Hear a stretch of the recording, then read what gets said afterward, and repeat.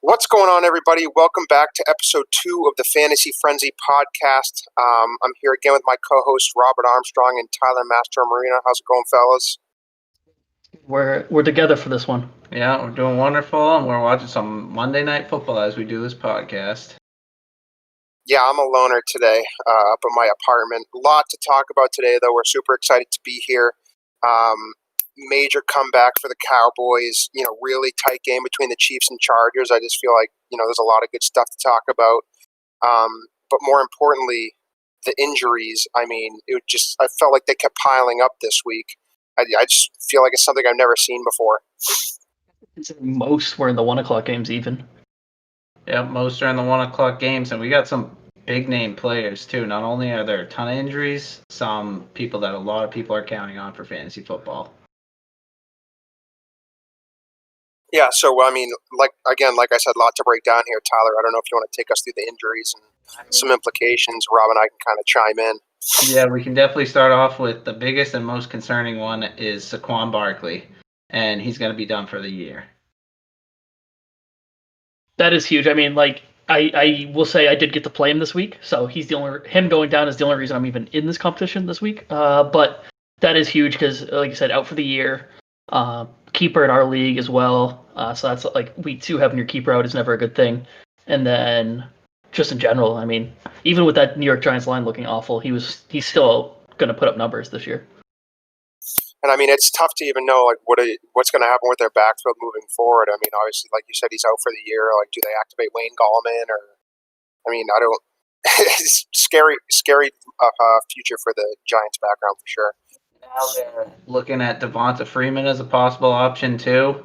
So they could activate Wayne Gallman as well. Dion Lewis is sure to have his carries, but positive game script may help out Dion Lewis over the other guys because he's the pass catcher in that backfield. And let's be real though, nobody's going to be able to replace Saquon Barkley.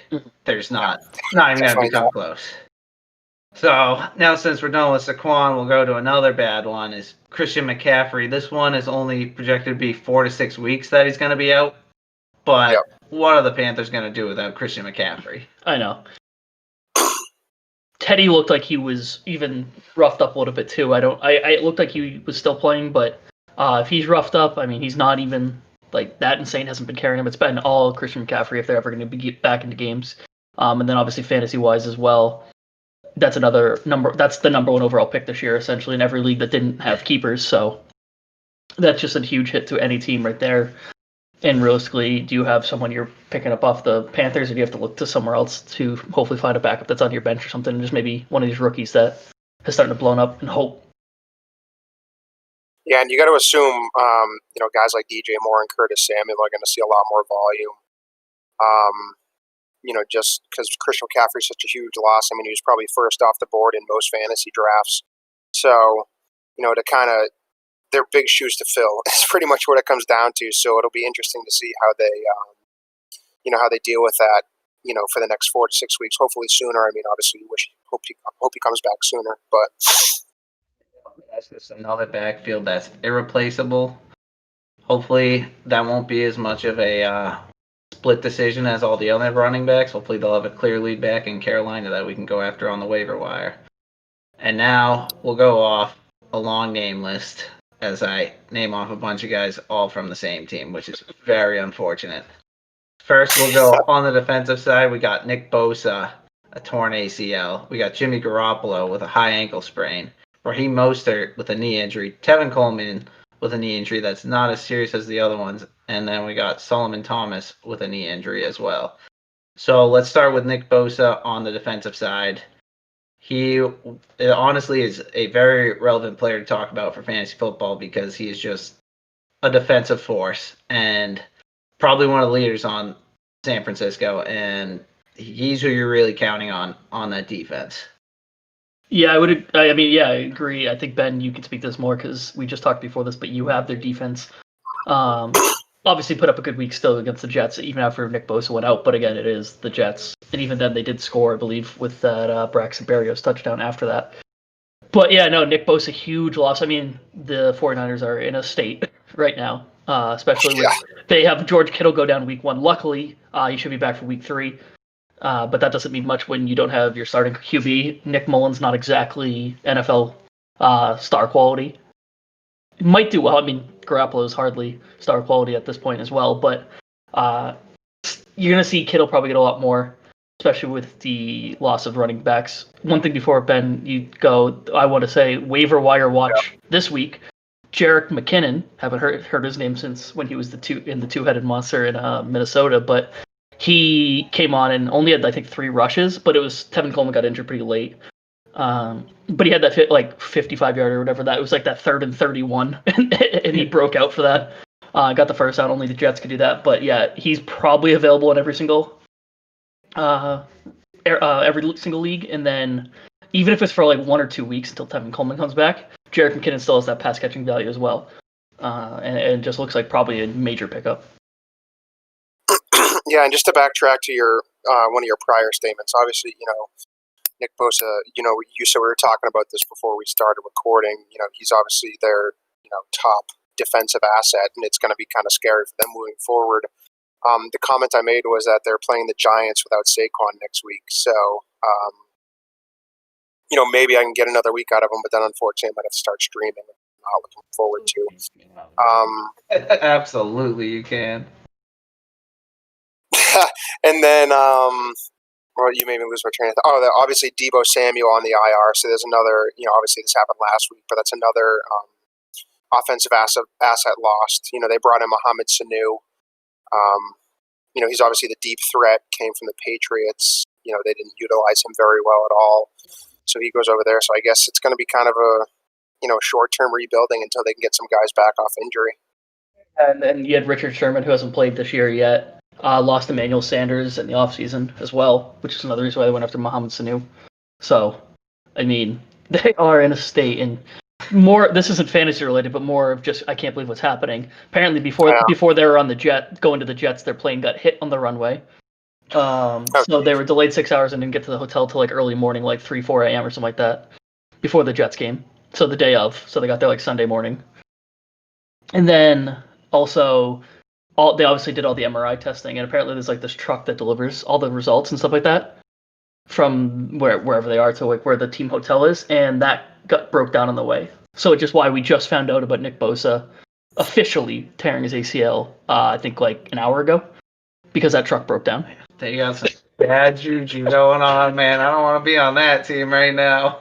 I don't even know if Jerick McKinnon might not be even a good pickup at this point. Even 2 years ago, they were without a doubt the most injured team in the NFL, and just goes to show that year they were not that good, and then they go to being in the Super Bowl. Yep. And unfortunately now it's not looking so promising this year already.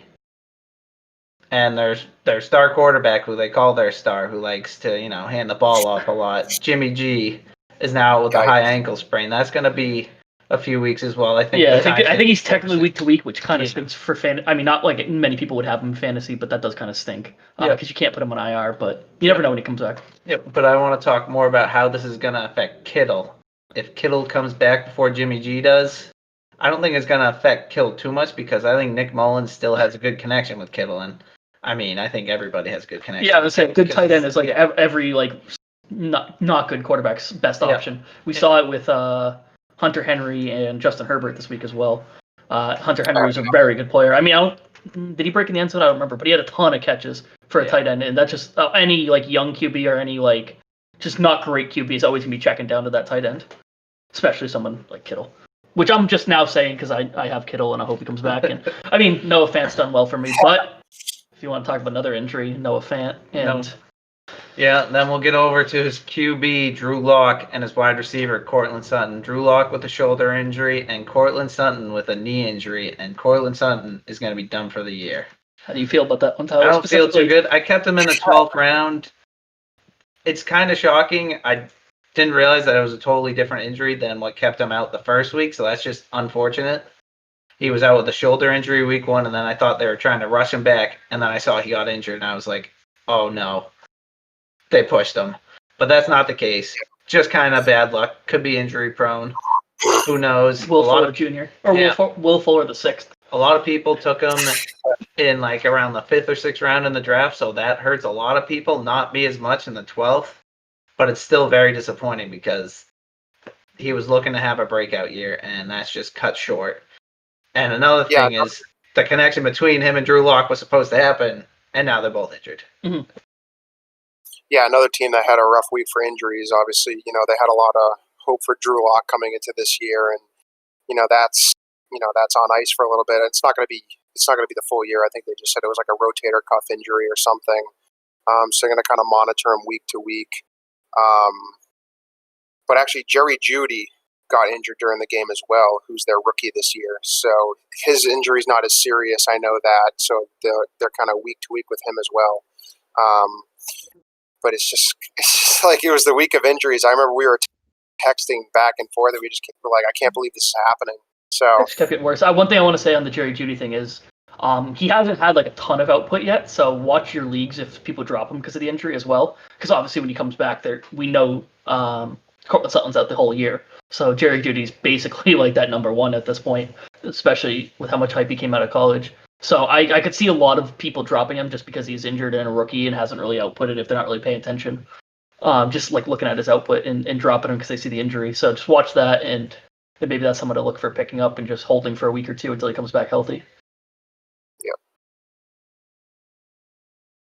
And if you have another team, because it looks like it seems like it's all these same teams, which could be the Fields. I mean, we got some Jets injuries, Brashad Perryman, Chris Hogan. They're not too fantasy relevant, but we can cover them real quickly as it's going to affect Sam Darnold, who I hope you're not looking at for a streaming option right now, because then you're in some trouble. So yeah, not to mention, obviously, Le'Veon Bell's on IR as well, so that defense has taken a good hit in the through the first two, or excuse me, that offense has taken a good hit in the first 2 weeks. So I guess it's going to be the Sam Darnold and Herndon show moving forward. Is what it seems like. Braxton Berrios did pull out a touchdown. You have Frank Gore. That's true. The ever relevant. I mean, his 48th year in the league, still doing it. Yeah, and realistically, we may never get a good field who's gonna be the starting back in the backfield because they're gonna the negative game strip is gonna kill the running backs, and they don't have a lot of good pass catching running backs either. So they're in for a tough season this year. Yeah, and then that doesn't even go to like Brashard Perriman, Chris Hogan adds to the fact that they had Jamison Crowder out, who's obviously the number one, and that's actually someone who's probably been drafted in the league that you're in, especially 10 plus like people. Jamison Crowder definitely would have been drafted. He's the number one. He's out. You have Chris Hogan out, Brashad Perriman. Braxton Berrios did look good, so like if you just want to hold on someone, I don't know if I'd start a Jets player at all, but if you were, I think Berrios is the victor of this whole situation. It's a nice catch. It looked fast. Yeah, and we can go back to the other side of New York on a player that we forgot to mention earlier because we were just covering the top running backs as Sterling Shepard. Mm-hmm. How he's going to be gone, and that's a lot of people had a lot of high hopes for Daniel Jones. I know he was Matthew Berry's ride or die, and right now it is looking very grim for that. But at least with Daniel Jones, you don't waste that high pick, and hopefully he can make up for all those losses with his legs, and hopefully he's going to get a lot of fantasy points running the ball now without Saquon, and throwing the ball without Sterling Shepard. That's not good.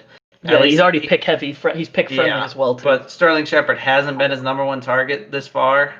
Hopefully he can get Evan Ingram going a little more. Darius Slayton's been on fire, and Golden Tate's coming back. Hopefully he'll be healthy, and who knows? Maybe Danny Dimes can turn things around. And let's be honest, their defense wasn't that good anyway, so they're going to be playing from behind. So honestly, they're going to be Danny Dimes will be throwing the ball like 60 times a game. Yeah, that would be ideal. So I mean, again, he's got some leg value, little turnover heavy, but you never know. It's the Giants again. It's like the Giants and the Jets. If you're starting someone from there, you're really not happy in the first place. But there are a few options that you can pick up in deeper leagues. Now that Saquon's out and stuff. Yep, and now we can just wait and see what more happens throughout the week and what more injuries turns up and see the term lengths of everything and play it from there. Yeah, it's tough. Yeah, about doing it on Monday. A couple other names on the list. But I guess we can kind of start going through the games now. Again, like I said, it was a really eventful week too. I'm kind of looking forward to hearing you guys' opinion on these. I was starting on Thursday night. We already went through that game in our first podcast. Browns over the Bengals 35-30, and then we'll kind of shift into the Giants at the Bears. Obviously, the big news here, Saquon, tears his ACL early on in the game. Bears go on to win 17-13. But what you guys kind of take out of the game besides the Saquon injury? Just love making Bears fans sweat. That's true. They had that game in the bag, and then Saquon goes down. I keep saying Saquon, but he goes down, and then the lead gets tighter. Like, they should have been able, that minute they should have pulled away. Mitch Trubisky looked actually really good in the first half and had a good last game. I mean, let's be real. Trubisky's been good this year. I've been knocking on the guy since he's been in the league, but I mean, the pick ain't looking so bad now. They traded up. I think it's still. I don't know if there's ever that pick will knock. I don't know what he'd have to do and bar win a Super Bowl, but to ever get out of his head. But he did have 2 picks, but I think really I know one was a deflection. But he had not a great second half, but he looked fine. They just don't really have a great offense in general. And I think, Ben, you know that more than anything with your Allen Robinson pick as well. Yeah, I was just gonna say, I wouldn't call myself an Allen Robinson truther coming into the season, but I was excited about him.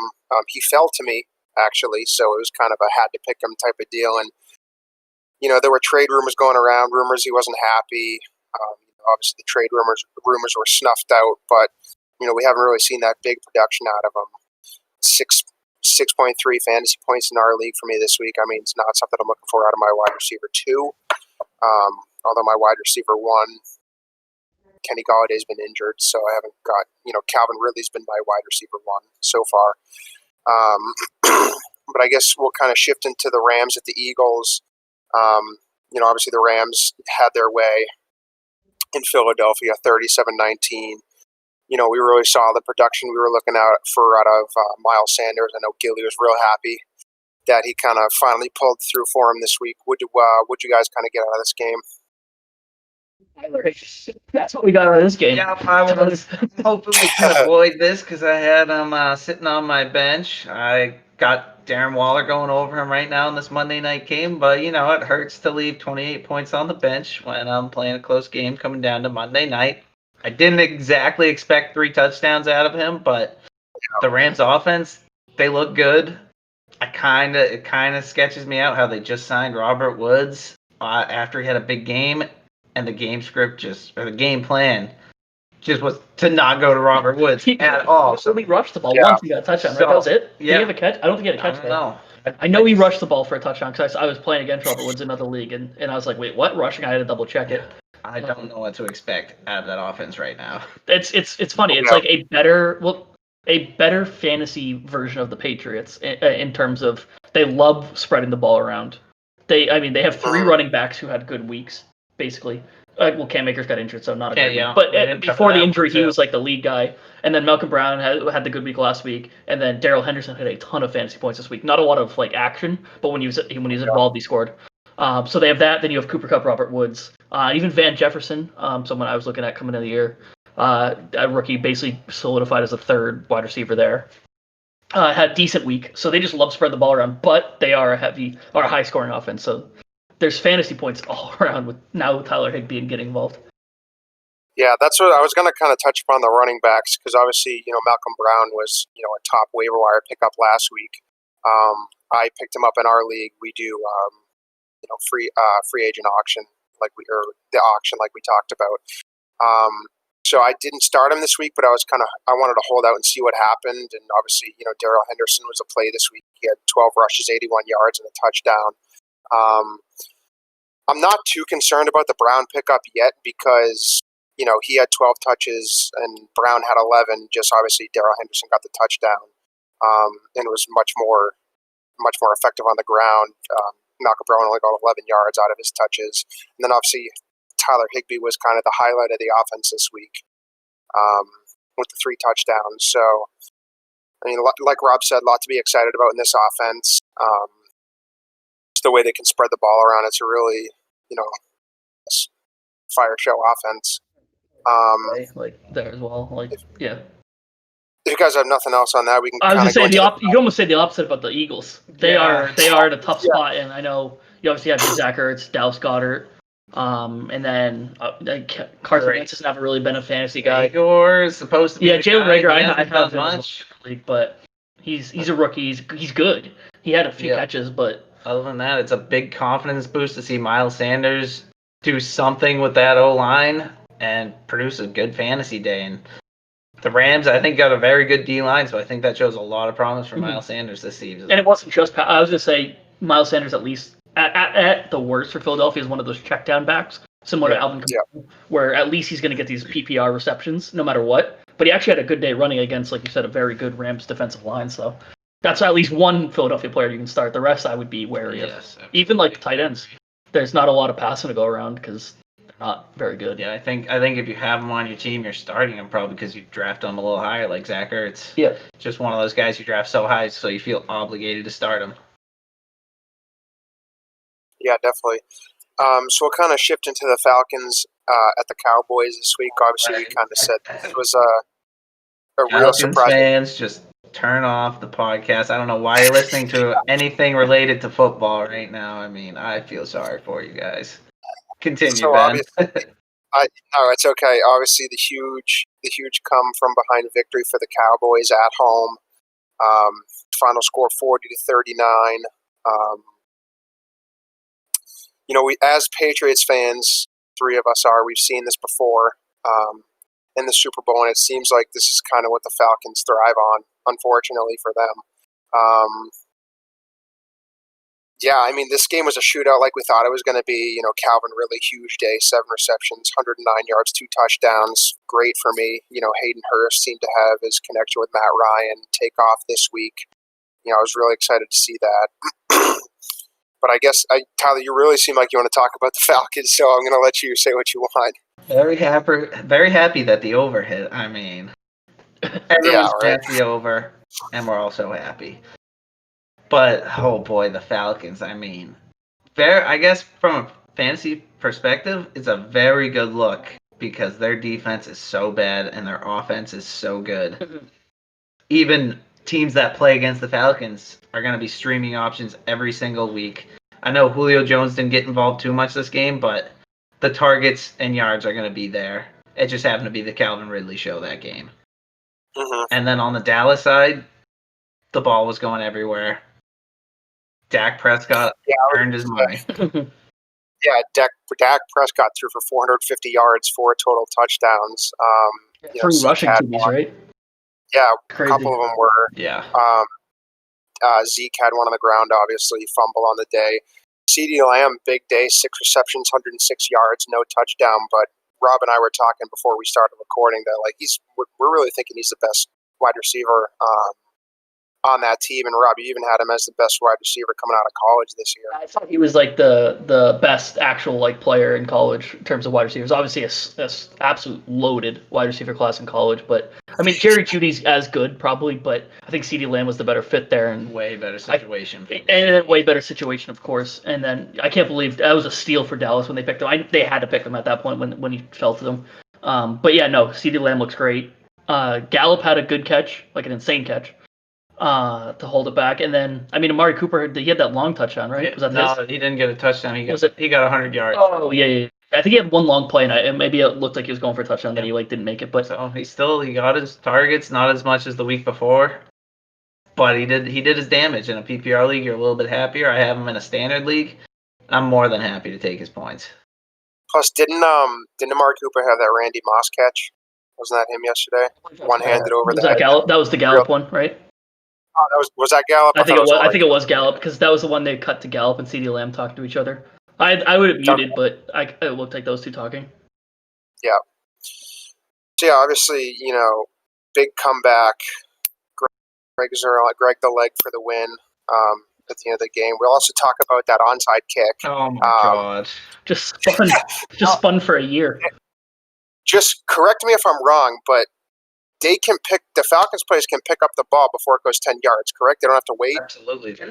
Yeah, they can. I thought it was a foul flag, no. If you don't let it try to go 10 yards. Nope, because if you kick the onside kick and it doesn't make the 10 yards, I think that's what they were trying to do is just wait it out, expecting it not to go 10 yards. Yeah, it's easier to let it not go 10 yards than it is to touch it and then fumble it or something. Yeah, they just didn't have the hands team up front, and they absolutely went into panic mode.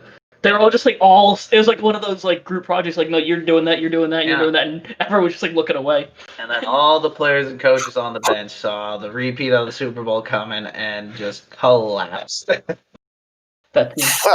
And there's no chance Greg Zerline's missing that. I don't care what kind of shape he's in. Him and Butker are the only two though that you could even say like. And with a comeback like that too, the kicker, not a lot of pressure. You feel just like they got all the mojo going. Mm-hmm. So we can go on to the next game. He was going to nail that. Greg the Leg is my guy. Yeah. He's my favorite kicker. I just have to interject because if you're watching the YouTube video, I am jumping up and down basically celebrating because the best case scenario happened. So I'm down in fantasy. I need Alvin Kamara. It doesn't matter. It's gonna be a 2-point conversion. But so they got Alvin Kamara got the touchdown. Then there's a flag on the defense on the extra point, so they end up going for 2. And I'm playing against Will Lutz, so they took away his extra point and then gave the 2-point conversion to Alvin Kamara. So and he got that. So I went from 6 -1 because his kicker was the one I'm playing against is going to have 1 point, so I would have had 5 basically net to now having potentially 8 net, so that could be good. That's huge. But there's a flag right now, but I started throwing my fist up in the air and I realized I had the camera on for the YouTube video, and I was like, well, probably should explain what's happening. Gotta talk about it now. Yeah, we're not going to talk about this game again unless we do it later in the week, but Sean Payne doesn't look too happy, Rob. He does not look happy. Anyway, we'll go into the Panthers at the Buccaneers. Obviously, Tom Brady trying to get back after his game with the Saints last week. Still hurts to say, it doesn't sound right as a Patriots fan. Tom Brady got his win for his home opener, 31-17. Big story, obviously, Christian McCaffrey getting injured. Before he went out, he did have the 2 touchdowns, as we almost expect out of him every week. Another big story for me out of this game was Leonard Fournette seemed to be the Rojo takeover. It almost seemed like they were waiting for Ronald Jones to just like mess up once so they could, give his job to somebody else, and that happened. I think he fumbled, right? Was it? And then Fournette went in the rest of the game. Came out with 103 yards and 2 touchdowns. He was obviously my keeper from last year. So I'm happy to see it, but I don't think it's the end of Ronald Jones either. I mean, there's going to be a lot of split work moving forward, in my opinion. I think raw talent, Leonard Fournette's the better back. But Ronald Jones, it's been his backfield. So it's difficult for a new guy to come in, but I don't know what you guys have to think about that. Yeah, and we'll go with that. We'll go. Bruce Arians said that the backfield is Ronald Jones earlier in the season, right after they signed Fournette. And he may want to change that pretty quickly. I don't think there's a big skill gap between the two guys. I think Fournette's good, but Ronald Jones has had a lot of strong runs this year. I think they're probably going to do the hot hand approach, just kind of go with whatever guy is playing hot. And when somebody fumbles, they might stop getting the carries for that game. Which is never what you want to hear in fantasy, the hot hand approach. At least I'd rather have my running back just be bad than be good 1 week, bad 1 week, but Leonard Fournette did look really good, in all facets, catching the ball and everything. So yep, and at least they were both guys that you probably had on your bench to start the season. So you're just hoping for one of them to pan out. If both of them can become flex starts, then that's fantastic for everybody. Maybe with the Brady-led offense, they can do that. And then we'll go into the 49ers went to New York. Obviously, we kind of talked about the injuries for both teams, was kind of the big story of the game. Before Mostert got hurt, he had like that 75-yard touchdown run, which I think they said that he was the fastest clock speed in the past 2 seasons.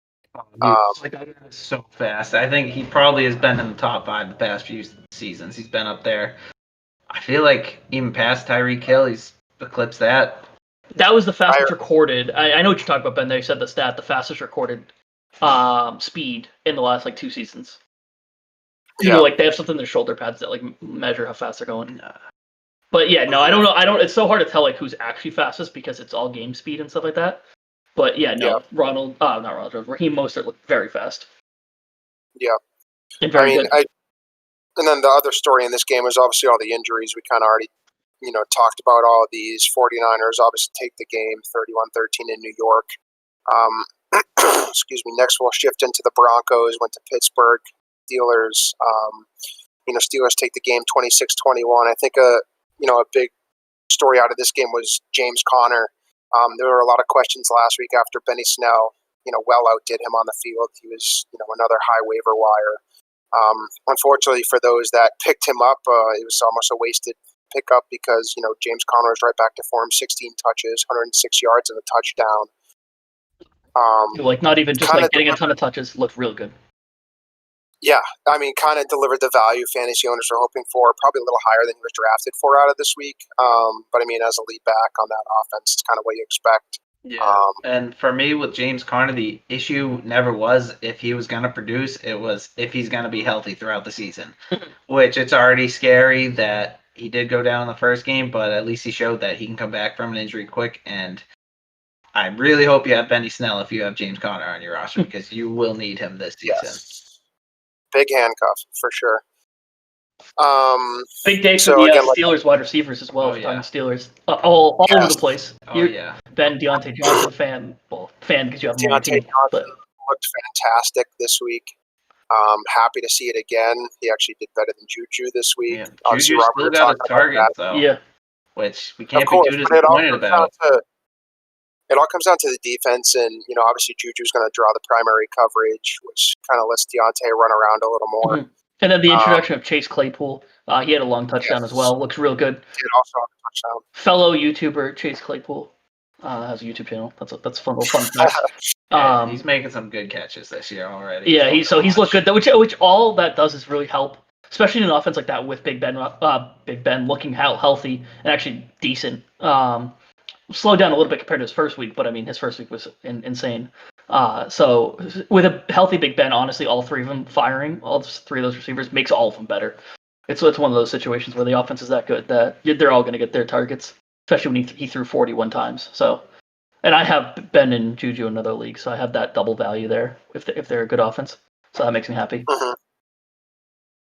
And then we kind of talked about the Broncos, really, right? Already with the injuries, except for Noah Fant. Yeah, we can get into Noah Fant. Because obviously I picked him up because of the George Kittle injury. And he's had 2 fantastic weeks now. I was a little nervous because he had a fantastic week 1. And he obviously, second year in the league. It can be a breakout year or it can be a slump year. So I just liked him because of Drew Lock. Drew Lock goes down and he didn't. Jeff Driscoll came in, didn't realize he was even there.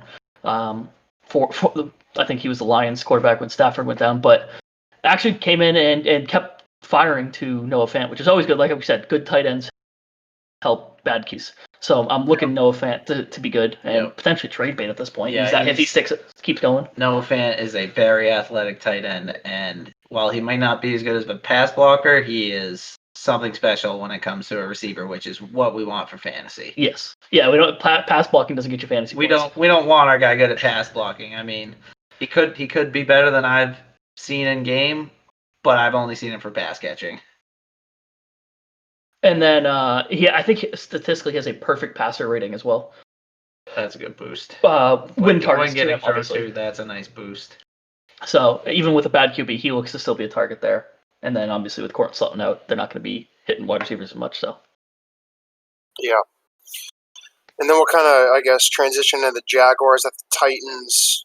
Gardner Minshew Mania, another huge game, 339 yards and 3 touchdowns. Rob, you're loving it, loving the mustache. I do love the mustache. Don't have him in a league yet because both my quarterbacks have been fantastic. So, but he's out there. I think he's out there in a lot of leagues. I think people are still waiting for that drop off. Yeah, I got him in my 12 right now, and I hate to say it, but I started Danny Dimes for Gardner Minshew. Needless to say, I'm not winning that game, but I'm kind of shocked at how high scoring this was. I know both QBs, nobody's huge on them, but they just keep proving people wrong. Yeah. Tannehill came back, obviously, from being let off of every team he's been on. But obviously that was a big thing when they finally dropped Mariota for him. In Tennessee, and then obviously the big story was Derrick Henry. I don't think really people have talked about how consistently good Tannehill's been. He hasn't really been bad for them. No. He's done enough, and every time I looked, he's out AJ Brown too, and he's still putting up these numbers. He is a very reliable fantasy QB now, and I think he's a free agent in a lot of leagues. And if he is, even pick him up as just a backup, even if you have a star QB. Yeah. And a lot of his volume this week went to Johnny Smith, who I obviously drafted in our league. He had 2 touchdowns this week. So, I mean, that's not sustainable moving forward, obviously, with Derrick Henry, A.J. Brown coming back. I think that just goes to show that, Ryan Tannehill can make it work with anybody. We've never really seen that from him on past teams, but now, he's kind of blossoming, I guess. He's been talking up Jonnu Smith for a while, and he's going to give me crap after he listens to the podcast. Loved him right out of the draft. He was praying that the Pats would draft him. And I hate to admit it, but he was totally right. Yeah, he looked that first touchdown was a very good grab. Yeah, I mean, it's just a small sample size, but he looks good for a tight end. It's early in his career. At Jacksonville, we said we're tanking. Obviously, they're not really, but they are not tanking. No, they're definitely. I mean, Gardner Minshew is at least not tanking.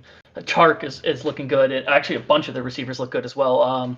Laviska Shenault, another rookie. Yeah, everyone got targets again on that offense. Yeah. And then we have the undrafted rookie. I forget his Johnson. I think it's Johnson. The running back actually looks like a decent little pickup. Did he have over 100 yards that game? I think he did. Yeah, I don't have it in front of me, but I'm pretty sure that he did. I think DJ Chark had the least amount of targets for the wide receivers that you're looking to start in fantasy. Yeah, DJ Chark's been kind of quiet so far, admittedly. But I think the big story from this week on their offense was James Robinson, though. That's what I was trying to think of. Johnson Robinson. Oh, okay. It's a very generic last name. That's what I could not think of it. Yeah, obviously Raquel Armstead's still kind of injured, who they thought was going to take over, but it's been the James Robinson show the past couple of weeks. He had 16 touches, 102 yards, and a touchdown. So he kind of, he definitely looked like he's taken over this backfield. I know Raquel Armstead's not supposed to be out for that long, so we'll kind of monitor what happens once he does come back. I mean, the Jags' backfield's a mess. Their kind of whole team is a mess. So who knows? The wide receiver got 5 carries. So. Yeah, but I mean, your biggest concern for Robinson right now is game flow, and they played the Titans well. I think they're going to be in a lot of games, and you can honestly flex them if you want now. He had 16 carries for 102 yards and a touchdown. Yeah, and with being the only guy there, Chris Thompson, that's the old Washington football team running back. Yeah, that's he only had 2 carries. Minshew obviously is going to he has the leg value. He tries not to run, but which I do like about Minshew is he's not run first. He's run if he has to, and that looked good. And then, I mean, like I said, Laviska Shenault, the rookie wide receiver, got 5 carries, which honestly adds to his value as a flex as well, because he had also, 3 catches for 35 yards, which isn't great, but you get that plus a couple rushes in there for some reason. Yeah, that's the game plan going forward. They got a bright young core, and even by the end of the year, we may see them put it together even more. I mean, they put up 30 points. Yeah, that's a good amount of points for that offense. That's not what we expected at the beginning of the year. Against an AFC championship team. Yeah. A year ago, at least.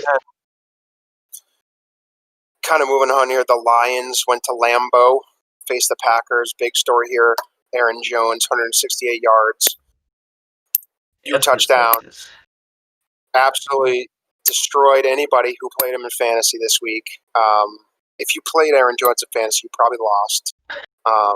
Unfortunately, which is me, although I have a fighting chance right now, I just need the Raiders offense to do some damage to the Saints defense. But, I mean, Aaron Jones looked fantastic this week. Definitely looked like the first round pick that he went in our draft anyway, like we talked about last show. Overall, and had a receiving touchdown too, which isn't very Aaron Jones-esque. Yeah. Wow, game for him. One thing we didn't talk about in the injuries, and something you probably want to talk about, Devontae Adams did get injured. Looks not serious. I think last time I checked, we had tweeted it out already. Yeah, they said that he's not expected to miss any time. Yeah, so at least that's good. But anytime you have one of those injuries, the next week you're just praying he doesn't go down again, because then you start stacking these and it's out. But obviously Aaron Rodgers is fantastic and has been hitting everyone. A lot of people are saying like the injuries are due to no preseason, no camp, or no rookie camps. But I mean, you think the soft tissue injuries, maybe like all these hamstring injuries, yes, but like the Saquon injury, that's just a freak injury. That's not gonna be prevented by having a preseason. Like I said, the soft tissue injuries, yes, but injuries like that, no. The high ankle So, sprains, no. Nick Bosa got someone fell on his leg as it was turned. Yeah. So it's like those are the freak ones. But I mean, we'll see. Obviously, even though we're kind of writing off like the long injuries as not really due to preseason, these short injuries do add up in fantasy, especially when you're talking about you only have till like week 14 and some leagues 15. And so like if these teams start like getting a bunch of small injuries and they're like maybe playoff contenders, like a Green Bay, say like Devontae Adams gets another injury for like 3-4 weeks, do they let him go like 5-6 weeks and then you're like talking, does he come back for fantasy playoffs or do they just come back for regular playoffs? It could add up as we get later in the year, but a little early to think about that now. Obviously, Marquez Valdez-Scantling, someone to eyeball for waiver ads this week. Again, not sure. Devontae Adams may not miss any time, but I mean, Aaron Rodgers has still been looking his way anyway. So MVS definitely someone to go after with your waiver properties. He's big on Aaron Rodgers, likes his connection with Alan Lazard. This is, I believe, this is the second year. And Aaron Rodgers quoted last year saying that he needed to get the guy the ball more. Yeah, and he did well. I think he had one drop like that should have been caught, but he does Aaron Rodgers throwing a bullet at you. But yeah, no, he did look good. I think it was a three receptions, 45 yards here. On the other side of the ball, Detroit, the running back situation just gets ever more confusing there.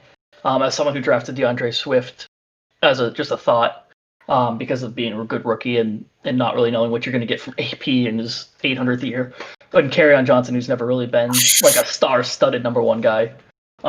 They all split carries 7, 8, and 5. Yeah. I mean, they were playing down this whole game. It's just the Lions are probably going to do that a lot. Yeah. So it seemed like they were ready to give up on Kerryon Johnson almost, and he gets the goal line carry this game, which is the most important carry for the Lions at this point because they got Adrian Peterson too. He's still going. He's just gonna keep being there. He's always gonna be in the mix, and it's tough to see DeAndre Swift get the least amount of carries. Yeah. And the wide receivers, it's Matthew Stafford. He throws the ball a ton. Wide receivers aren't bad. I mean, Marvin Jones kind of got his numbers, and then the tight end TJ Hawkinson. I think it's always been just waiting for Kenny Galladay to get back. Yeah, we'll see what happens there. We can hype that offense up a little bit more. Please. Yeah, we'll see what happens. I mean, if they're putting numbers like this against Green Bay, without Kenny Galladay, I mean, Matthew Stafford is always just he loves hucking the ball around. He's good, but we'll see. That team is the Lions. You never know. Sometimes they go 0-16. Sometimes they scrape out a playoff first round. It's not looking like the playoff first round this year, Rob. No. But they still throw up numbers. Looking like the same old Lions. So then we'll go Bills at Dolphins. Obviously, Josh Allen, 417 yards, 4 touchdowns, 0 interception. My guy.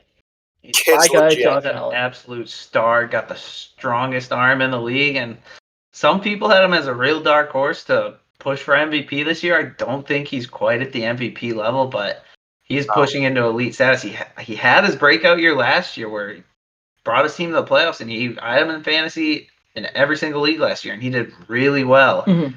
He does. He's another one that doesn't want to run, but will run in a pinch and is very good at it. As we saw, what was that one carry? He just gets tackled like 4. He looked like Gronkowski, like trying to get tackled. A couple defenders just look like kids out there. He is tall. He is taking another major leap this year. I know it's against Miami, but even the first game he did good. But yeah, he's played probably the statistically 2 worst defenses to start off with, but. He gets to play him again twice this year. It is. And honestly, the Patriots defense last night look strong on quarterback. Could beat the Patriots defense, and he gets to play them twice as well. So there's potential out there. You're gonna have your probably low weeks, but the Bills are a good team, so they're always gonna be in these games. Like I know they barely beat the Dolphins, but they really were doing well, and the Dolphins kind of came back. Yeah, the Bills are going to be in every single game because their defense is pretty good. Yeah, overall. And even in a close game, I think Josh Allen, like last year, he's saving his goal line carries for the big games. Last year, he got a lot of rushing touchdowns when they were within 5 yards, and they don't really have a power back right now. So I think he's Devin Singletary and Zach Moss are both like 5'10". He's going to be the guy when they get to the goal line, when they need to win games. So even if it's a low-scoring game, he's probably going to be getting all the goal line carries and making up for the points with his legs. And I think Stephon Diggs time in Buffalo is finally here as well. I mean, 8 catches, 153 yards, and a touchdown. I mean, that's nuts. I mean, we kind of thought it. Josh Allen loves throwing long. Stephon Diggs loves running long routes. Him and John Brown seem like the perfect fits there for Josh Allen. Yeah, and then you got Cole Beasley kind of sneaking around through the middle. I was even looking at Cole Beasley as a possible pickup just because he's going to get a ton of targets short. Yeah. But he's not like a stud player to get in fantasy. But again, another one of those situations. In a deeper league, you can flex him out in very rare occasions in like a 12-man. I mean, it's 12 points I'm looking at right now. 70 yards, 5 catches, 5 catches, 70 yards. Much better in a PPR league than even half point PPR. He's gonna get a lot of catches. Yeah. So good offense there. Another one. I was going to say, I think it's easy to get excited about Diggs. Obviously, he had a big week, but I'm not sure I'm totally sold on him yet just because, like Rob, I think you already mentioned, they're not going to play the Dolphins and the Jets every week. So, I mean, show me a good defense first, and then maybe I'll be a little more sold on Stephon Diggs. It's more the targets. I think that's why I'm happy about Diggs now. Is because he had 13 targets still, only 8 catches. Obviously, they are going to be long targets, so you can use targets loosely when Josh Allen's like getting scrambled out and then has to throw. He just throws an 80-yard bomb just to show off that he can. And Diggs is the closest one around, so it's a target, but it's still good. I'd still watch Diggs. I mean, most people would have already drafted him. He obviously went pretty early, so it's not like we're talking about potential like pickup. Yeah, I think with Diggs, you're gonna take this game and be super happy about it, but you also got to be prepared for the duds that he's gonna drop in certain games. So I feel like he's a boomer bust kind of guy right now for me, and he's just relying on some deep balls. And this was just Josh Allen did whatever he wanted this game. One thing I liked, I'll say this quickly about this game. So there's lightning at halftime, so they had to delay the second half. And for me, that just felt like bonus fantasy points because all the 1:00 games ended, and then this game was still in like the third quarter. So it just felt like I was getting free fantasy points even though the games ended. It was weird. I don't know. I had never experienced that, but I had Josh Allen, so it was just like, oh, the games are over. I can relax for a little bit. But Josh Allen was still racking up yards, and I was just getting free fantasy points out of it. It's kind of cool. They should have a little in between. Yeah. I think you had made that comment. That was about the 4:00 games, the one that went to overtime. Yeah, every 4:00 game should go to OT just so that we don't have any break in between 4:00 games and the primetime game. We can just sit on the couch and watch football the entire day. And then we'll transition to the Vikings travel to the Colts, Indianapolis. Colts take 28-11. Say it again. I said I forgot that game existed, like, because it just wasn't exciting from a red zone standpoint. Yeah. I mean, there's a lot of from fantasy standpoint, it's very good. Yeah, I mean, Jonathan Taylor, who I wanted to talk about, who I also wanted to draft this year, but it seems like his first week without Marlon Mack, and everyone was big on Nyheim Hines. He was a big waiver wire last week. Didn't do too much. Jonathan Taylor was the place to be. 101 yards and a touchdown. Seems like, his first week taking over the backfield went well. I think most of his fantasy managers will be happy. But I also want to point out Kirk Cousins, 3 interceptions. I mean, not Colts only defense 3 interceptions, Pat. He couldn't make a pass. I was going to say the Colts defense really came to play this week, so it was a good all-around team win for the Colts, in my opinion.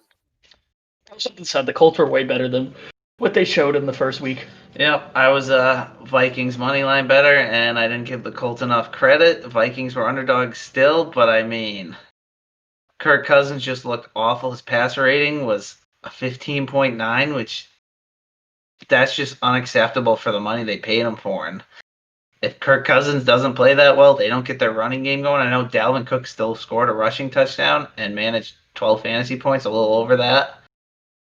But it was scary looking there for a little bit for anyone involved on the Minnesota offense, and a lot of people drafted Dalvin Cook and Adam Thielen very high. Yeah, I was going to say that because I obviously have Dalvin Cook as a keeper, as we talked about last week. First half was rough. Him and Derrick Henry both had horrible first halves. But Dalvin Cook, what that made me think is now, even if the Vikings had a terrible time on offense, and Dalvin Cook still put up numbers, so that's maybe at least feel comfortable now. Which is always good, especially when you have one of these running backs on a bad team. When your running back can still put up numbers, even if they had put up 11 points total against the Colts, which is a good team, but not a great team. So they're going to struggle throughout the whole year. But I could feel safe with Dalvin Cook. But the Thielen thing is tough if you have Thielen early. Yeah. Someone who I usually have in most leagues. Not this year, but Justin Jefferson as well, the rookie. I think I have him as well. He was the number one target this week. He looks good. He looks good. He's huge. which I've said he's just a 3 big guy. catches as the number 1 guy is not a good Well, when you look. only complete 11 passes, there's not much to go around. Yeah. And Dalvin Cook grabbed 2 of them for 8 yards total. Yep. Not Speaking a good of look. speaking of scary, Washington at the Cardinals, Scary Terry, 125 yards and a touchdown on Rob's bench. Sorry, I had to get that little dig in there. But I'm still crying about it. It was. big, I know it was a big 4 week o'clock game, but I subbed him out at 12:45 and didn't look at it again. Yeah, and Washington looks pretty good all around this year. Gibson, I mean, he's getting involved. He's someone you probably scooped up at the very end of your draft. Maybe if you drafted early too in the year, then you got him as a free agent and didn't waste anything on him. Terry McLaurin, he was around that DJ Chark, DK Metcalf, the second-year guys that everyone was kind of thinking about but didn't want to take a chance. And for everyone that took Terry McLaurin, they're probably feeling really confident right now because he looks good. Mm-hmm. That's like an Arizona. So the reason I'll just talk because it's my downfall because I didn't start him or DK Metcalf. So with Terry, it was how we kind of talked about earlier, but that number 1 coverage. How is it going to be when there's like a true number 1 defensive back? And obviously in this case Patrick Peterson, and then the Cardinals, just a good team. Cardinals, I think, are maybe not Super Bowl like bound, but are a good team. They have that, especially with the NFC kind of falling apart a little bit at times. They look like a potential Super Bowl, at least NFC Championship team. So, like, how was the Washington football team with a horrible last season, coming off a big win, obviously week 1? How are they actually going to play? And I'm excited to see that Terry still put up big numbers against Patrick Peterson, and then that just decent offense in general.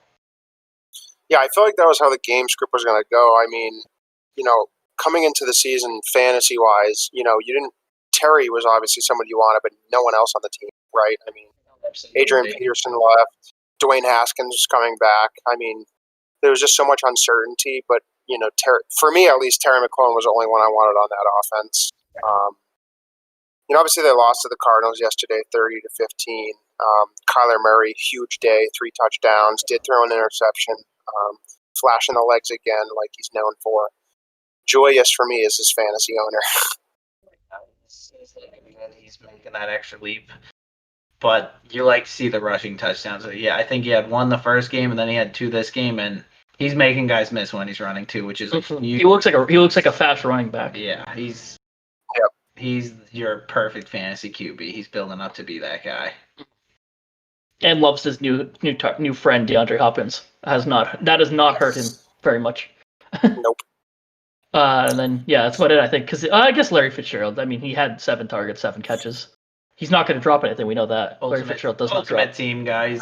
Kyler is just going to be a safety blanket for Kyler Murray. They're never going to be out of games because you can look Larry Fitzgerald's way. I don't think any defense can really match up with the Cardinals right now. And I mean, the Cardinals are beatable. Don't get me wrong, but I think the Cardinals are always going to find a way to get it done offensively. Mm-hmm. Yeah, DeAndre Hopkins, 8 catches, 68 yards, touchdown.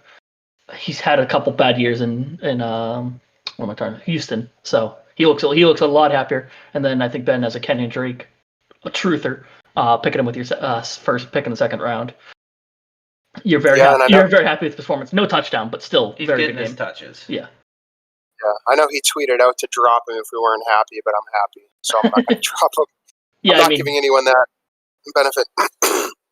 I don't know why you would. He still had 20 carries. I mean, honestly, it does not matter how bad the running back is. If they're getting 20 carries a game, they're valuable in fantasy. They're going to at least put up some. Yeah, they're going to put up some numbers. You just got unlucky that there's no touchdown, which is really what it comes down to. But it's not like someone stole it either. I guess Kyler technically did, but if you have both of them, then you're just happy either way. Fine with me. Yeah. So then we'll look. Ravens went to the Texans. I feel like this game was the quietest out of all of them, or at least for me. I mean, the Ravens put up a ton of points as usual, 33-16 over the Texans. So I feel like Mark Ingram. Sorry, go ahead. I was going to say, no real concern for me with the Ravens offense. They look good. Their defense looked good, too, against a good offense. But you were just about to talk to the running backs, and that's what is the big concern, is who's getting the carries. Exactly. I mean, we saw Mark Ingram roll this week. I mean, only 55 yards, but he did have a touchdown. J.K. Dobbins looked great again as well. Gus Edwards. Gus got the most carries. Game. Well, I'd say the most carries. Lamar Jackson obviously scrambles and runs a ton. But obviously, like I picked J.K. Dobbins, and we were obviously talking about how he's probably taking over for Mark Ingram.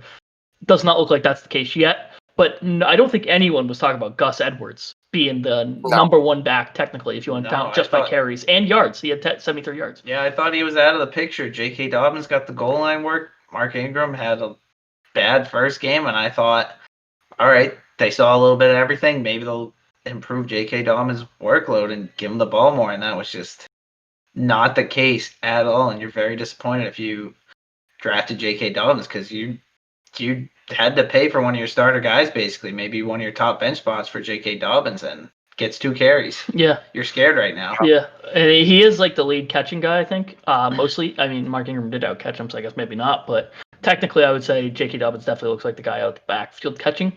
And then Hollywood Brown is the number one target, which is good. And that offense is so high flying, like we started this with, that it's nice to see that Hollywood's sticking with it after a breakout year last year. And then I kind of guess we'll focus into the surprise game. I mean, although even though the Chiefs went to LA, took on the Chargers. Super last minute, Justin Herbert is starting the game. Had a great game, 311 yards, a few touchdowns, rushed one in. Interception, but that's a rookie interception. You're going to get that. Rookie mistake, which is fine. Interceptions don't kill you. Yeah, no, of course. The surprise for me, I thought that this was going to be kind of like a runaway, but the Chargers were keeping up, holding the Chiefs back, and Patrick Mahomes definitely looked frustrated at times. Yeah. Tough day for Clyde too, but yeah, I think that's what happened is even though Kansas City is not known for their rushing, I think having Clyde last week pop off just opens up. I mean, if you could run the ball, then you could usually throw the ball. Then it opens up that. So having that frustrated week, they had a frustrating week receiving until the second half, and then every single person went off. Yeah, to me, Clyde didn't have a good game, but it's almost good news that he got involved in the passing game. He had 6 catches. That's exactly what you want. You want right around that 6 catches mark for a running back that you're hoping is just going to score a bunch of touchdowns. And then I'll just say, as an Austin Eckler fan and owner in both leagues, he had his back to form game. It's funny, actually. They ran the ball a ton. I guess it's because rookie QB, obviously going to run the ball more. Joshua Kelly actually got more carries, but you obviously have Austin Eckler with 4 catches out the backfield with 55 yards and then had 93 yards running. And obviously the better of the 2 running backs that appeared. Joshua Kelly's always going to get his touches, but as long as Austin Eckler gets 16 carries, I can be happy because he's going to have, it looks like, finally, Anthony Lynn is coming to his senses and realizing checking down to the running back isn't the worst thing this team could do. Is Anthony Lynn coming to his senses, though? He still said if Tyrod Taylor is healthy, he's their starter. That's true. I did see that. That's something to watch throughout the week because hopefully he just said that in the spur of the moment, and realistically he should reevaluate. And I think every Chargers fan and everyone that has a Chargers player on their fantasy team is hoping that Herbert will start over Tyrod Taylor. Yeah. And then, obviously, last game before tonight's game, Patriots went out to Seattle. Oh, it was tough for us. Game. Great game. Tough loss. Cam looked great again, 397 yards, flexing the legs, a couple rushing touchdowns, got stuffed on the goal line for a third one to win it. I guess more importantly here, James White, obviously terrible news, thoughts and prayers with him and his family. His father was lost. Haven't heard on how his mother's doing. I know she was in critical condition, but just terrible for him. Devin Cordy paid his respects and, told him they were thinking about him when he had that defensive touchdown. Tough loss, though, for Patriots fans. Say it again? I said Tom Brady threw out the tweet before the game, too. Obviously, he's always loved that connection with James White, so... But yeah, no, I would say tough game for Patriots fan, good game for Patriots players, fantasy owners. That's a long way to say it. But Cam Newton looks like a good fantasy stud if he's going to be getting these goal line carries because, again, the Patriots don't really have a goal line carry guy anymore. The goal line carry situation was probably pass the ball to James White and he'll find a way in the end zone. That's basically what they used to do.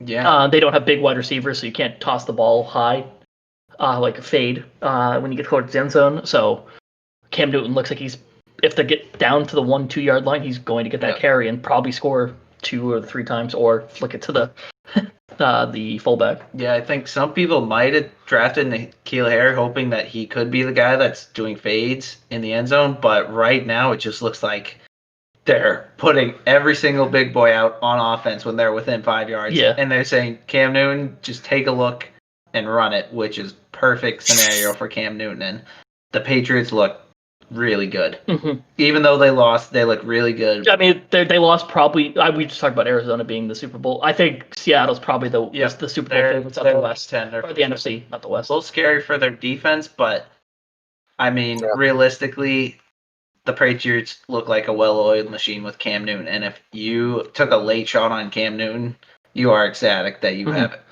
an easy top 10 QB, hopefully top 5 by the end of the year, because he looks like a beast. Yeah, at least fantasy-wise, that's going to be a stud. And I mean, if we want to talk about Cam, I mean, if the Patriots can keep doing, I mean, they only had 67 yards rushing and put up 30 points. In that sense, you automatically know that the wide receivers had a good game. Julian Edelman, 11 targets, 8 catches, 179 yards. Yeah, that's 2 fantastic catches. That's a career high for Julian Edelman. That's crazy. Tom Brady, who? Yeah, I know. Damari Bird, the not rookie, but he seems like a rookie because he hasn't done anything up to this point. 6 catches. N'Keal Harry, 8 catches. I mean, there's just a lot of catches to go around if their offense is firing like that. Yeah, that's great news for Julian Edelman, to be honest. That was your one concern on the offense, the one guy that you were kind of looking for to produce. The other guys, you're kind of taking late flyers and thinking maybe they'll have a flex spot by the end of the year. But Julian Edelman, 179 yards, and with those kind of yards, you could easily get a touchdown. He was not just catching balls over the middle; he was catching deep balls from Cam Newton, and it just looked great. Known deep threat, Julian Edelman. Yeah. And I think Cam put it perfectly. I mean, they asked him in his interview why he kept going back to him, and he just said, "Because he's Jules." I mean, it makes sense to me. So can't argue with that. And then obviously we're Patriots fans, so we've been talking about the Patriots. But Seattle, I have DK Metcalf sat him. Obviously, he had that huge catch over Gilmore. Yeah, that's for a touchdown. Just out muscle him, right? Yeah, and that basically, I saw a thing on ESPN about it today, basically saying it doesn't now like. The worry was the same thing. I sat DK Metcalf for the same reason. He's clear the number one like target guy. Obviously, Lockett may be the number one fantasy wide receiver because of his catches, but he's a slot receiver. He's not gonna get that number one coverage against the number one D-back. So I was a little afraid, but Metcalf is so fast, so strong. They cut it to it. Obviously, we were watching the game, but he started sprinting, and Gilmore, who's very fast, had to take 3 steps back because he was afraid he was gonna get blown by. And then all of a sudden, DK Metcalf cut on a dime and caught like a slant, not a slant, but a comeback route and sort of thing. And it's just like, imagine being that tall, that strong, and then that fast and athletic. Like, I think DK Metcalf is a stud now and is a must start until otherwise, especially with Russell Wilson, who's MVP right now. Yes, and second year guy for DK Metcalf, you're even more excited if you're in a keeper league. Russ Wilson, I mean, seemed like he spread the ball out, but they put up 35 points and he had 5 passing touchdowns, 1 interception, and the interception was an absolute drop by Greg Olsen. Yeah, to start the hands game, and then the helmet. So realistically, to me, Russell Wilson played the perfect game with only throwing the ball 28 times, and that's crazy. 5 touchdowns. Yes, 5 times. Yeah, that's unheard of. And runs. He's making a big push for MVP this year. So and runs, and obviously you would have taken Russell Wilson early, so like you're at least getting that value back if you're one of those guys that gambles on a QB pretty early. He's the favorite for me to win MVP right now, and he's. To me, I don't think a lot of people draft him super high. I mean, he was definitely one of the. I think he probably should have been the 3rd QB. Yeah. But I think he was a couple rounds behind where you draft. He's way behind the Mahomes and Lamar. And I think you made a smart choice if you got him, and you should be looking. Him and Kyler right now are the two like the guys right behind the guys. And Josh Allen, don't forget. Well, now Josh Allen, but I got him super late. Yeah. But I mean, like if you're talking about the 2 guys that you would have had to reach, if you're one of those guys that likes waiting on QB, you had to reach to pick, but it really isn't a reach because they were going at a good value. You're not disappointed with either one of those, unless now you're Patriots fan, then we're just disappointed with how it went. But it is what it is. So that pretty much wraps up the week 2 games. Obviously, the Saints and the Raiders are playing right now. We'll definitely have some updates on that later in the week. If you're keeping track on where we're at in the game, if we want to talk about what's happened so far, you've had an Alvin Kamara touchdown. Alvin Kamara's looked really good, and then I don't even know who caught that last one. You had an Alec Ingold touchdown too, baby. Got him in my lineup. 1 catch for 3 yards. 1 catch for 3 yards and Good touchdown. old Alec fullbacks, I believe. I don't even know what position he plays. I'm 90% sure he's a fullback just because he looked like a fullback. He was a fullback. Good call. You're the fullback. I just Darren need the Waller. Raiders to keep Darren scoring. Waller's looked good. Josh Jacobs is Jacobs. doing exactly what I need him to do so far. He's looked pretty good. He's had some strong runs so far. Yeah, I know, but he has 2 catches for 15 yards as well, which is not good. I'll take 4 touchdowns out of him tonight. Well, that's the okay. Saints are up 17-7, so hopefully they don't run the ball. And as I say that, They hand it oh, off. you do hate that. This could be my fan. No, he stopped, but now he looks good as of right now. Josh Jacobs looks good. Yeah, he had the most. I think he set the record for one game on the most missed something. I just was literally. I wish I could have the stat, but I was literally right before we started. I saw it. Yep.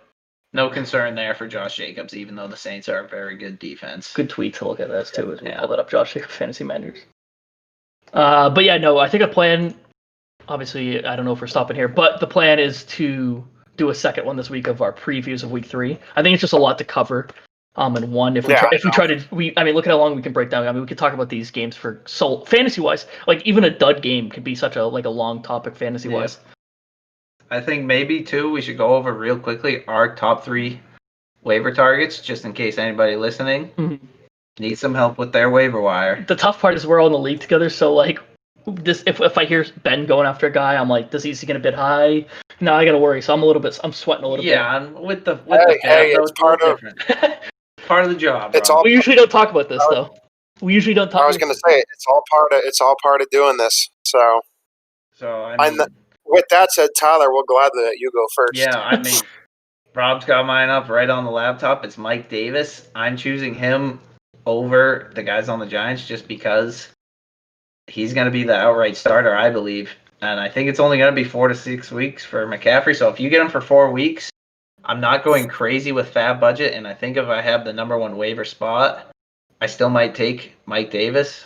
I might do 25% of my fab budget for him. If you're struggling for running backs right now, you're obviously going. You should be going for Mike Davis. Yeah, because at least it'll give you a few wins to stack up, and then when obviously McCaffrey comes back, you've at least stacked maybe some. If Mike Davis wins you a game, you're very happy with 2. And then I'll go to all 3. Because what if you take one? I think we got to go one at a time. And I'm gonna go next just because I want to get my guy in. Jerick McKinnon, Tevin Mostert out for a couple weeks, and then Tevin Coleman. This is another one like Mike Davis where you're really this is a short amount of fantasy value. You're not going to spend a ton of budget on him because he's not going to be like your guy all year. But we already know Jerick McKinnon's a good player just from his history. He's just been injury prone, which is kind of funny to say. He's the only healthy running back of 3, being an injury prone running back. But he's got that pass catching value. 49ers offense is very good. Jimmy G / Nick Mullins, for the time being, will love a check down to the running back. So he's good PPR value there. And then the 49ers is just a good team, so they're going to be running the ball a lot. And obviously we saw what Mostert did before he was injured, and then what Tevin Coleman kind of did. And then fourth quarter, Jerick McKinnon, as long as you can get that from him. So that was my number 1 guy I'm looking at. Yeah, I'm gonna try and keep it different. I guess we don't steal people's guys. I'm going Darrell Henderson though. Obviously, he had a huge week for the Rams. Last week Malcolm Brown had a huge week. So I guess Sean McVay's kind of sticking with his guns, going with a committee approach, which is not necessarily good for fantasy managers, but monitoring Akers' injury moving forward and how he'll use Malcolm Brown and Darrell Henderson. Obviously, last week was Malcolm Brown. This week is Darrell Henderson. So, I don't think it's a bad thing to roster either one of them. Maybe not necessarily start either one of them until, we kind of get some more clarity on the backfield, but definitely someone to have on the bench anyway. And I'm reading right here, Malcolm Brown potentially has an injury, which it's a finger injury for a running back.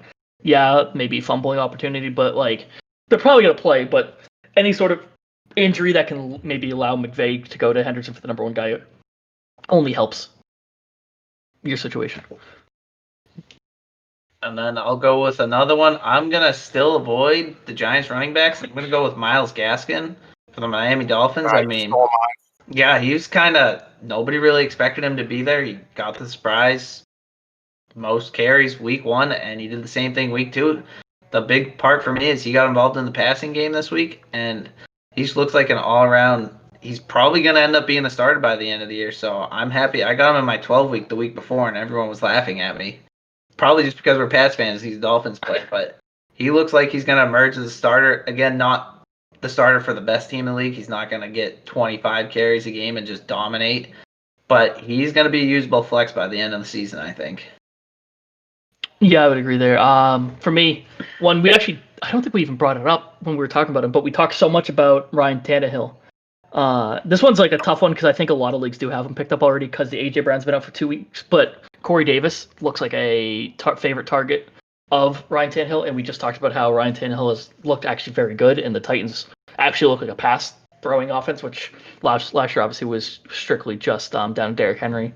But Corey Davis, it says only, I have it up here, but ESPN 27% of leagues only, which is actually pretty low considering some of the guys we've already talked about, like Darrell Henderson is apparently only available or is only used in 45% of leagues. But Corey Davis, obviously, if he is available, that's definitely one to spend a lot of budget on because I think even when AJ Brown comes back, he's still the number 2 guy, and Tannehill seems to be doing work with him. So. Yeah, my second guy is going to be Jerick McKinnon, obviously. Oh, now you're taking one for me. No, I'm kidding. You can. There's a lot of guys to go around. It's hard. Miles Gaskin, so I had to steal one back. But yeah, Jerick McKinnon, obviously, Raheem Mostert is out. Jimmy Garoppolo's out, so they're going to be running the ball a lot. Although, I mean, Jerick McKinnon not necessarily proven, didn't do anything huge when he was in Minnesota. I mean, he's definitely good at football. He can break off some good runs, but, for me, he's a pickup this week. Then I'll go with one more, and I will go with Jonnu Smith, tight end on the Tennessee Titans. I'm surprised that didn't go here after giving him. Yeah. But I guess it's what's hard to think of him as a free agent pickup when you have him on your team already. Yeah, unfortunately. Or you drafted him. Or in 2 out of the 3 leagues he's owned already for me. On ESPN, he's owned in 38% of the leagues. But he's just had a couple monster games, and the only reason he's not number 1 is because I want a running back over a tight end with my waiver spot. Yeah, and like we actually, so I don't know if you've done that, but the same thing kind of goes for me. My last waiver was going to be a quarterback, but it's kind of hard because we've talked all day, like all podcasts about how there's been a ton of good tight ends already and a ton of good quarterbacks. We're talking Cam Newton, Russell Wilson, and then even Ryan Tannehill, Aaron Rodgers, so on and so forth. There's a ton. So unless you're in like a 14-man league, you don't really need to go down to the depths to get a quarterback/tight end because like Noah Fant has been good. Mike Gesicki is another one that maybe is a free agent pickup, but he's been drafted a lot because he was good last year. But I have to say Gardner Minshew as a pickup now. I think after 2 weeks and a good defense in terms of the Titans, a better defense I should say, compared to week 1.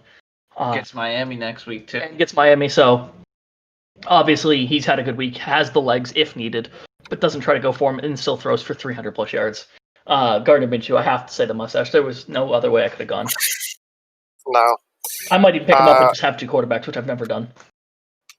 I'm a big running back guy, so for my last guy, I'm going to throw a dart at Wayne Gallman. I mean, why not pick him up? I mean, Saquon Barkley started the first 2 weeks, got a couple tough defenses, obviously not much production against the Steelers, and then he got injured this week. The Giants take on the 49ers last week, who just lost Nick Bosa up the middle. So, I mean, they're still a good defense, but, they're kind of a run-first offense. So, I mean, why not pick up Wayne Gallman and see what happens with him over the next couple of weeks? And because obviously Saquon's gone for the year, so he's going to get a lot of looks. One would here just piggybacking off of that. Tyler and I are looking at the same time, but Devontae Freeman technically doesn't even have a team, but could be worth picking up because of the injuries. He's going to go to the Giants. He's already meeting with the Giants, and I'm assuming that they're going over contract details, but who knows? If they pay Devonta Freeman, then it's a clear sign that he's going to be the starter. But and then would take back the Wayne Gallman. I get why you say Wayne Gallman, though, because he is the better runner of who's there now, currently. Obviously, Deion Lewis maybe has the PPR value, but again, Deion Lewis hasn't looked great since leaving. Both are going to be available, and they're worth taking a dart throw if you got a low waiver priority or just willing to throw a couple bucks on fab budget. They're absolutely worth the dart throw. That's what I'm saying. My third pick, throw a dart, see what happens. Yeah, I mean, and what you do is you throw a few bucks down on Wayne Gallman because I don't think a lot of people are going to go after him in most leagues. No. You throw $3 to $4 down, and then if Devonta Freeman signs tomorrow, and then if you have a good waiver spot, you pick him up right away, and then you have Wayne Gallman, and then you could drop Wayne Gallman right away if you wanted to. Sending $3-4 on a risk, and because like we know people can be linked to someone then just not sign because of money or something. And I think with waiver spots too, if you put a claim in for one of them and you don't get them, but the other guy's available, you immediately pick him up, and then you're not too disappointed because then you just had your choice made for you. Yeah, I'd agree. There's obviously a ton of guys we could go for and stuff like that, like a ton of tight ends and a ton of the quarterbacks. But I think those are the top 8 or 9. How many guys we said? I think we technically said 9 if you count. But now all our Devonta. league listeners just know who we're going after, so they're going to be happy about this if they listen to the end of the show. Yeah, you got to listen to it first time it comes out though, or else they'll miss it. But Yeah. no, I may have already thrown out a few budget on these guys before, just in case. But I might take some notes on who you guys just said, just maybe if I had money on them to outbid you, because you guys have spent more money. Just want to say, I know you guys are behind me. Don't get mad, but the Raiders just scored another touchdown, which is fantastic Josh Jacobs? It was not Josh Jacobs. Nope, I think it wasn't Ruggs either. I can't even see who it is. Was it? Do you think it was the who we just said? The fullback? We already both forgot his name, right? I can't. My TV's too far away. I can't see who it is. Let's just say. Oh wait. Jones. I don't know who Jones is.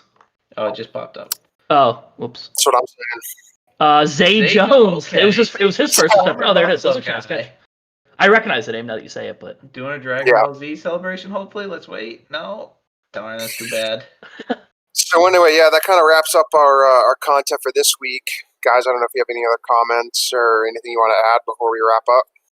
I guess we'll see you for the next episode and later in the week on previewing who to start, who to sit, and then overall just previewing all the games. Because we kind of mentioned a few times with like who's playing the Dolphins. That's always a start. But we'll go over that more in depth the next one. Yeah, absolutely. And we want to thank you guys so much for tuning in today. We got a great article from Ian Beauchene from Titletown Takes going up tonight. Love for you guys to read that. Give him a shout out. Like Rob said, we'll have some more content coming later in the week, but we want to thank you so much for coming today on behalf of me, Rob, and Tyler. We love doing this. We look forward to creating more. But until then, we'll see you next time.